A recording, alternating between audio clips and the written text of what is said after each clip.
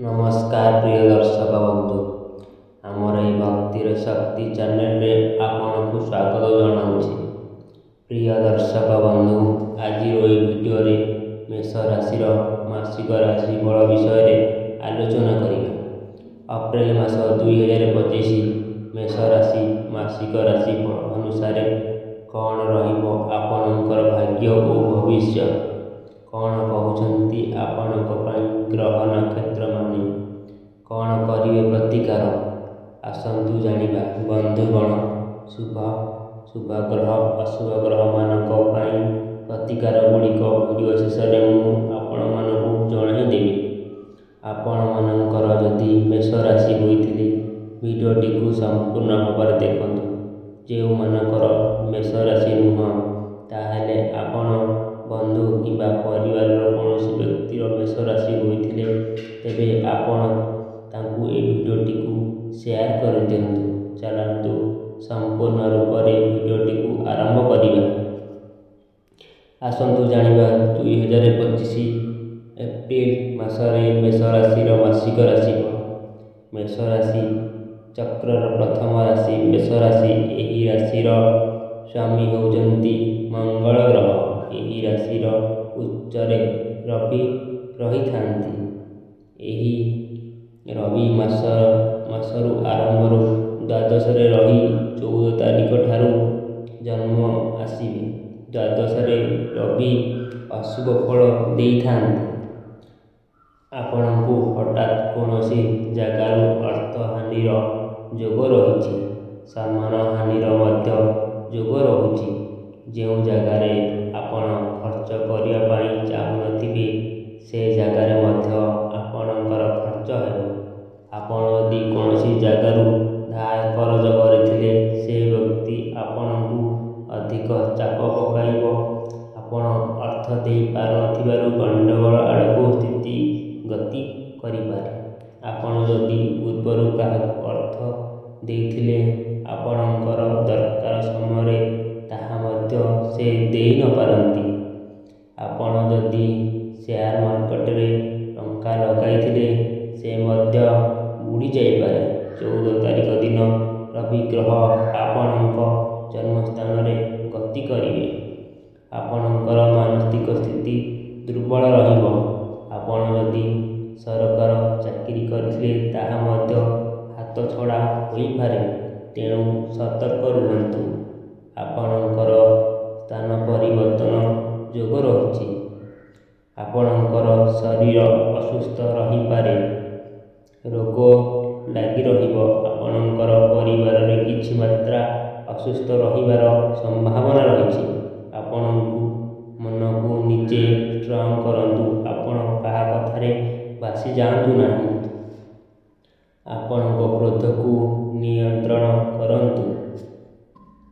कम कथा कहंतु। क्रोध कले निजर क्षति होई पारे। आपणकर भ्रमण जोग थिले मध्य ताहा पुणी बहुत कष्टकर होई पारे। निजर स्वास्थ्य को जगी रखी चलंतु। आपणकर चतुर्थरे मंगल आदौ भल होई न थाए।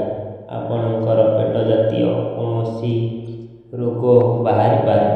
मनरे आपणकर दुश्चिंता बढ़ियाकु लागिबो। ए समय आपण काहारी सहित गंडगोल करंतु नाही। आपणकर विवाद और कलह जोग रही। कलह ठारू दूरे रुहंतु। आपण जदि गंडगोल करिवे आपण कोर्ट कचेरी आड़कू गति करिबार जोग रही। आपणकर इम्पोर्टाट जिनिस चोरी होई पारे। सावधान रुहंतु एवं परिवार रे काहाकु किछि कथा राखिकी कहंतु नाही। आपणकु बहुत लोक बहुत कथा कहि पारंती किंतु आपण काहाकु किछि कहंतु नाही।